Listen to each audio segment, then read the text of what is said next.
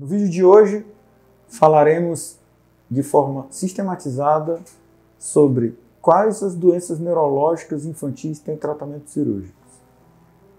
Na verdade, estamos falando de uma especialidade, a neurocirurgia infantil.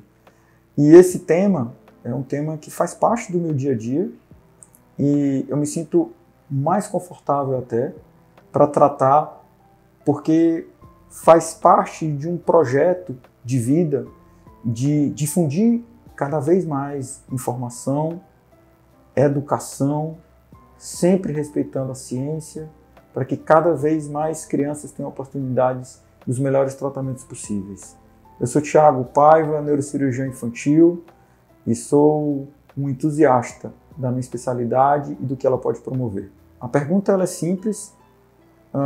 Nós temos, ao longo das nossas séries de vídeos, a oportunidade de destrinchar grupos específicos de doenças, que vocês podem conferir nas nossas listas, mas esse vídeo ele é um vídeo para trazer para a gente e trazer para os cuidadores e para os pais quais são as doenças que podem ser tratadas com cirurgia, ou quais as que a cirurgia não existe, ou quais a cirurgia não deve ser feita.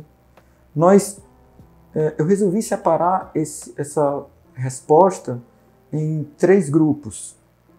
O grupo das crianças, dos diagnósticos que são feitos na gestação até o final do 1º ano, o grupo dos diagnósticos que são feitos a partir do 2º ano de vida até os 7 anos, e o 3º grupo dos 7 anos até o resto da vida infantil. Lembrando que os profissionais, muitas vezes eles se misturam nesses grupos, as equipes de acompanhamento se misturam nesses grupos, e a gente vai ter a oportunidade de pincelar um pouco sobre eles em algo que nós já falamos sobre as doenças neurológicas, a importância das equipes de apoio, as equipes multidisciplinares e as próprias redes de apoio às famílias.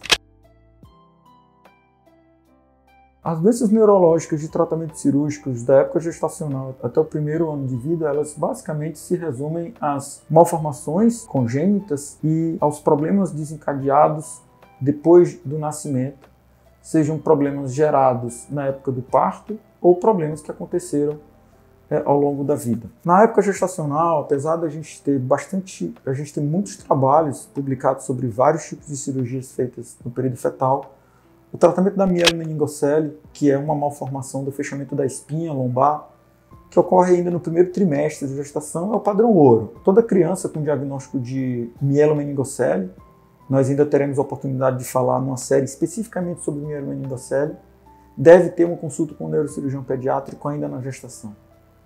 A mielomeningocele é uma doença que ela deve ser vista pelo neurocirurgião desde o diagnóstico gestacional. Diferente do que se prega, do que se acontece, que essas crianças muitas vezes ficam em cuidados com o obstetra ou com o médico fetal. O obstetra e o médico fetal, eles ajudam no diagnóstico, ajudam no acompanhamento, mas definitivamente eles não sabem o que significa mielomeningocele no resto da vida da criança, porque não é da área deles. Então, quanto mais cedo o neurocirurgião infantil entrar na vida de uma família que vai ter um bebê com mielomeningocele, melhor vai ser o entendimento, melhor o acolhimento de informações e mais oportunidades teremos de evitar atrasos e falsas crenças relacionadas. Para um grupo selecionado de pacientes, o diagnóstico de mielomeningocele, a cirurgia ela é fetal. Ela deve acontecer até em torno de 24 a 26 semanas da gestação. A hidrocefalia ela é um fator de risco. Quando o bebê já tem mielomeningocele, já tem um defeito na circulação do líquido intracerebral, isso é um fator de restrição da cirurgia. Todos os casos são avaliados individualmente. O diagnóstico de mielomeningocele, quanto mais cedo, maior a chance de promover a cirurgia fetal, o que desencadeará uma repercussão imensa, sobretudo no desenvolvimento de hidrocefalias pós-natais. Fora da mielomeningocele, quando a criança nasce, nós temos as malformações. Existe uma série de malformações de fechamento, malformações de fechamento do tubo neural. O tubo neural ele é o primórdio da nossa formação embriológica, lá no primeiro mês ainda de vida. Nas primeiras semanas nós funcionamos às vezes como se fosse uma espécie de uma folha de papel bem aberto, e com o passar dos dias e das semanas ela vai se fechando e se dobrando em sentidos anteriores e posteriores, de acordo com várias reações químicas, e que faz, por exemplo, com que um lado meu seja igual ao outro lado. E isso traz a noção de que as coisas que acontecem na linha média, ou seja, da ponta do nariz até o sulco do bumbum, é uma região de muito perigo para o aparecimento de defeitos de fechamento. Então, os defeitos de fechamento, sejam de espinha, o surgimento de espinha medular, de medula, encefaloceles, meningoceles, seios, existem vários termos e várias malformações, e o diagnóstico ele é feito basicamente no exame clínico, que vai da ponta do nariz até o sulco do bumbum, na procura de sinais, tufos de felos, furinhos, cabelos diferentes. Isso tudo indica alguma coisa. Pode não ser algo de natureza neurocirúrgica, mas precisa ser examinado, porque os que são de natureza neurocirúrgica, eles precisam ser tratados de forma mais rápida possível, mas com uma certa organização que acontece normalmente durante o primeiro ano de vida. O outro grupo das doenças neurológicas que tem tratamentos cirúrgicos nesse primeiro grupo são as cranioestenoses. Naturalmente, nós já falamos bastante sobre cranioestenose. É um defeito de fechamento do crânio, no qual uma determinada sutura ela já nasce com uma informação genética de que ela já deveria estar fechada. Isso gera um impacto direto no crescimento e desenvolvimento do cérebro, que acontece de forma mais acelerada no primeiro ano de vida e que precisa ser desfeito, precisa ser curado.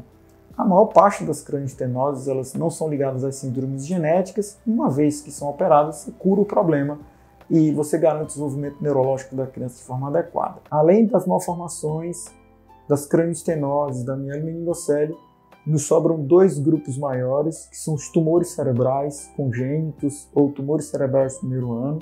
São situações muito raras, mas são desesperadoras. O fato de ser desesperador não são tumores que não podem ser operados. Apesar de serem raros, de terem um grau de malignidade grande, de serem situações muito graves, essas crianças elas devem ser operadas. Elas devem ser operadas por neurocirurgiões e por equipes que estejam muito adaptadas e preparadas para essas crianças. Com relação aos tumores cerebrais, e juntando com o grupo das cranioestenoses, eu diria que são as duas grandes maiores cirurgias do primeiro ano. Essas crianças elas podem ser preparadas. Além dos aspectos ligados àqueles de outros vídeos que nós falamos sobre o que é que nós podemos fazer para o nosso bebê ter um desenvolvimento neurológico normal e evitar a doença neurológica, nós podemos nos ajuntar a equipes de profissionais para garantir que na época da cirurgia essa criança tenha uma condição clínica melhor possível. Então, os profissionais mais importantes no acompanhamento dos crânios da cranioestenose, basicamente é o pediatra. Junto com o pediatra, se é uma criança que ela não tem um ganho de peso adequado e que ela já pode se alimentar de forma diferente, um nutricionista neurológico. Porque existem alguns números que nós utilizamos, um desses números é o número 10. Esse número não é um número aleatório, ele significa que se uma criança tem 10 quilos, a chance de complicação num determinado procedimento neurocirúrgico no primeiro ano é menor do que se a criança tem menos. Se a gente pode escolher esses 10 quilos, seja numa cranioestenose, ao desenvolver mais essa criança, seja num tumor cerebral, que durante algumas semanas essa criança pode ser preparada, o ganho de peso sadio, que corresponde ao evitar anemia, suplementação de ferro, de complexos vitamínicos e alimentares, que faz que essa criança esteja numa condição clínica melhor, significa um preparo melhor para ser submetido a uma neurocirurgia de tão grande porte. Somado-se a isso, todas as crianças que têm doenças neurocirúrgicas nessa etapa, que têm algum tipo de atraso neurológico, a reabilitação ela já começa a acontecer antes da cirurgia. Então, a fisioterapia e a fonoaudiologia, elas já começam a trabalhar essa criança se ela tem algum tipo de atraso neurológico. Não compensa submeter a criança que tem uma necessidade neurocirúrgica dentro do primeiro ano de vida ao acompanhamento desses profissionais se não existe atraso. O acompanhamento acontecerá após a neurocirurgia. E aí nós já juntaremos um terceiro grupo que é muito prevalente no primeiro ano, que é o grupo das hidrocefalias. já conversamos sobre isso, teremos a oportunidade de falar mais longamente sobre os melhores tratamentos para hidrocefalias na infância, mas a hidrocefalia basicamente significa que a quantidade de líquido cefalorraquidiano, que é um líquido que a gente tem que se forma no centro do cérebro, ele por algum motivo ele se forma em mim, se forma em vocês, ele não circula da forma adequada. E se ele não circula da forma adequada, ele não é absorvido da forma adequada e ao se acumular, ele começa a impactar diretamente em áreas do cérebro que causarão atraso no desenvolvimento da criança, dificuldade de engolir, dificuldade de dormir, irritabilidade, problema no olhar da criança. E a hidrocefalia ela é tratada por alguns tipos de procedimentos, mas a maior parte delas ela acontece dentro desse primeiro ano de vida. Uma parte seria decorrente de algum problema do meio da gravidez, uma malformação no cérebro, ou alguma infecção na gestação que gerou uma malformação no desenvolvimento do cérebro, ou problemas gerados na prematuridade. Nos vídeos sobre prematuridade, nós falamos sobre o porquê que a prematuridade tem muito relacionado com a hidrocefalia.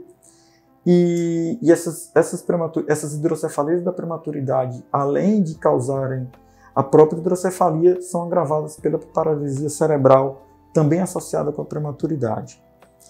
Nesses grupos de pacientes que têm mais chances de ter atraso neurológico, hidrocefalia, tumores cerebrais, ou grupos de pacientes que têm maiores necessidades de cirurgias, as equipes de reabilitação elas entram depois. Se a criança tem atraso, elas entram antes. Se a criança tem mais de 6 meses de idade, essas equipes multidisciplinares elas entrarão antes e a terapia ocupacional também entrará antes. Mas certamente depois da cirurgia, a presença do fisioterapeuta, do fonoaudiólogo e do terapeuta ocupacional torna com que o tratamento e a evolução pós-cirúrgica seja muito mais rápida e muito mais adaptada. Além disso, para o próprio neurocirurgião, existem as equipes de cuidados pós-cirúrgicos. Eu costumo trabalhar com a presença de uma enfermeira que é especialista no tratamento e no cuidado das cicatrizes. A cicatriz pode parecer algo de menor importância para outras especialidades, e pode-se dizer, é melhor operar e não se preocupar com a cicatriz porque é melhor ficar bom. O neurocirurgião infantil ele acha que dá para resolver o problema e manter uma cicatriz que seja a melhor possível. Então os cuidados relacionados à cicatrização, todos os cuidados, desde curativos bem feitos, em locais limpos, proteção do sol, proteção de banho de mar e de piscina durante algumas semanas, tem uma relevância grande. Infecção de cirurgia em criança tem um impacto tremendo na vida dessa família, dessa criança. Aumenta toda a ansiedade, às vezes a cicatriz leva muito tempo para ficar boa. O sistema imunológico da criança ele é muito mais frágil do que do adulto, ele se defende muito menos de infecção, o uso de antibióticos ele é comum, além das próprias meningites relacionadas a essas cirurgias. Então vocês veem que existe um grande time que vai participar de outras áreas, mas eu diria que nesse primeiro grupo é o grupo em que ele tem certamente um maior impacto. E isso não trará um impacto direto na vida cotidiana e no desenvolvimento neurológico dela. Continuará a brincar, estudar, crescer, se desenvolver sem maiores problemas.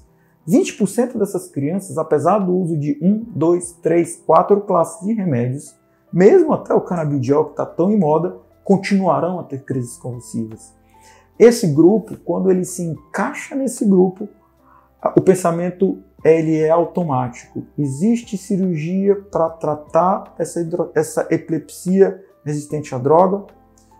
Então, quanto mais cedo essa criança ela é colocada sobre um tipo de protocolo, que é um protocolo que envolve um nutricionista neurológico, terapeuta ocupacional, fonoaudiólogo, pediatra, fisioterapeuta, neurologista infantil, neurocirurgião infantil, quanto mais cedo essa criança estiver dentro desse protocolo, mais rapidamente essa resposta pode ser respondida.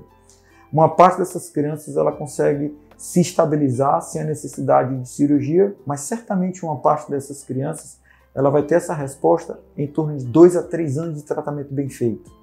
Então, 2 a 3 anos de tratamento bem feito, a gente tem essa resposta. Existe uma série de alternativas de tratamentos cirúrgicos, desde a retirada de partes do cérebro que são a causa da epilepsia, sobretudo a epilepsia do lobo temporal, que é essa parte do cérebro que fica perto da orelha, que tem a causa mais comum de epilepsia cirúrgica tratável, que é uma epilepsia que a gente consegue tirar uma parte desse lobo temporal que corresponde a uma epilepsia de difícil controle, até a desconexão dos dois cérebros, através de uma cirurgia que a gente chama de calosotomia, teremos a oportunidade de falar sobre ela, e a instalação de neuroestimuladores, sejam estimuladores do nervo vago, que a gente conecta num nervo que ele termina no centro do cérebro, numa região chamada tálamo. Também conversaremos sobre isso numa série sobre epilepsia e cirurgia, seja através da colocação de estimuladores diretamente dentro do cérebro. Então, vejam que existem inúmeras alternativas. E o importante para todos os pais, para todos os cuidadores, para os profissionais que acompanham, além de difundir essa informação de que tem tratamento cirúrgico, de sempre se perguntar: há algo que pode ser feito a mais além do que já é feito? Essa pergunta ela é muito mais importante que as respostas que podem ser dadas. Obrigado e até a próxima.